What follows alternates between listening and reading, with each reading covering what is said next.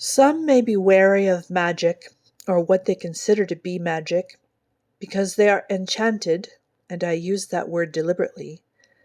They are enchanted into believing that there is virtue in hard work and in willpower. Magic seems like a person wanting to bypass those virtues, and some individuals could not respect that as a good way to lead life. Now, I will say that I agree that some seeking magic are wanting shortcuts in life in order to be rescued from what they hate about themselves and about life. And I would remind them that seeking rescue is something I always caution against in many of the Keys of Magic lessons. Keys of Magic Video 10 is specifically about how magic is not the shortcut, but rather the long cut. Very few individuals in earth and eternity put in as much time and dedication as a master magician does. Let me address willpower. Will is the energy of the solar plexus, the third chakra. Will is not a constant. Not everyone has the same amount of will, nor the same relationship with their will as another. There's not a uniform basket of will that everyone gets handed at birth, and then we can just judge people who have quote unquote failed at not using their basket properly and congratulate ourselves on our virtue. That's not how will works. Even in healed individuals, there is a great variation of will because it's a talent or property that is not necessarily constant within one individual or comparing between individuals. Will has a lot of factors. First of all, getting your human design read by a human design practitioner will let you know whether or not you have defined or undefined will or solar plexus. And that can be a starting point to understanding yourself and how you live with and cultivate and draw upon will. Another challenge in our society is that we spend years editing will out of children, the natural will that children have, and then expect them to all of a sudden be able to use will as young adults and get judgy when they don't. And historically, at least, maybe still now, adult females with will are not wanted in most scenes. One element of the magician's path is the reclaiming and cultivation of will, to walk out of all subjugations. However, not all magic is will-based. Will is intense energy, and if you listen to Keys of Magic Video 23, you may recall a key that the least amount of energy needed is what serves to induce change. Magic is the inducement of change. But change can be induced by a variety of tools, and will is only one of them. At the very least, there are 6 other chakras, and a magician can draw on all the energies of all the chakras to induce change, not only the solar plexus. Now, there could be a magician that is especially comfortable with their will, and that is their flavor of emphasis, and that's wonderful. But that's a personal preference, not necessarily a greater magic than someone else that uses some other energy pathway for change. Also consider that will is a putting out, an outward energy, a giving energy. And some of the most powerful magics are actually drawing in energies and receiving energies, of which will would end up just being an interruption of those formulas.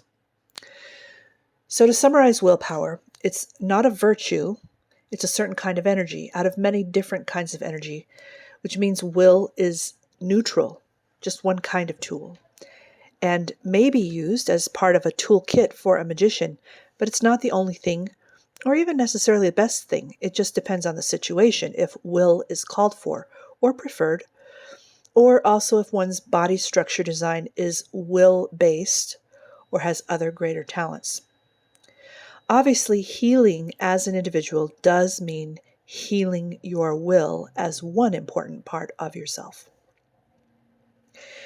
Now let me turn to the idea of hard work. Hard work is not a thing in the universe and in the natural earth. Hard work is a complete human invention, and sometimes I think it's a pretty silly invention. Hard work is not a virtue. The earth does no work at all, and the earth does all and every work. Is it work to be a leaf? Maybe, maybe not. Is it work to be a bee? It seems like a bee does a lot of work to gather nectar. Or maybe it's just being a bee, and that is not work at all. It's a bit of a mystery. As humans, we do need to make some effort to remain fed and fueled, and that would entail some effort to gather or hunt, or the modern translations of such. Then that effort might leave us a bit sweaty and could thus be loosely termed work. But the grand organizations of employment in our modern society are the games of those who are inducing change in the world and harness others' life force to do so. Harnessing life force is not necessarily a bad thing, since life force is all we have to give, but there are harmful and harmless ways to do that. And I do believe most of the world is out of balance in their life force methods. In this sense, the term hard work is simply a deception for the siphoning of life force off to things that give one very little return, and sometimes a negative return. When we agree with the paradigm of hard work, we may really be ceding our authority and will. No virtue at all. I cannot say where you are at with that. Only you can know your relationship to employment and hard work and the current social enchantments. And certainly, I am not advocating quitting jobs on impulse. As you develop your magic and your awareness, you may naturally prepare for yourself quite a different life, but that's not going to rely on detrimental impulses. I want you to be able to pay your rent. Just don't congratulate yourself for some special virtue, rather a handling of a necessity in our current society. Rather than hard work, life may be best understood as creation and birth. Think of a mother gestating an infant. She does nothing actively. She does make sure she lays proper foundations, such as a good balance between rest and activity and nutrition, but she is waiting to receive. Yet so much creative work is happening, the greatest growth of cells into a human being. And when the labor and birth comes, it is intense and painful, yet not only does the mother not consciously direct this process, she can do nothing to stop it. So is work being done, or isn't it? When a person creates, all that they do to prepare for the creation to manifest into reality may be termed work, but it doesn't mean it is hard, takes lots of time, is unenjoyable, or is manual labor. It may be, it may not be. All the properties of the work, of the preparation, are almost beside the point. Whatever takes us to the outcome, the birth, the creation, the fruit, is what we have the privilege of doing. Whether it was easy or difficult, short or long, that may not matter, and are part of the variables a practiced magician can manage. We can have a Zen approach to whatever is required. Be willing for what is difficult, but also be willing for it not to be difficult.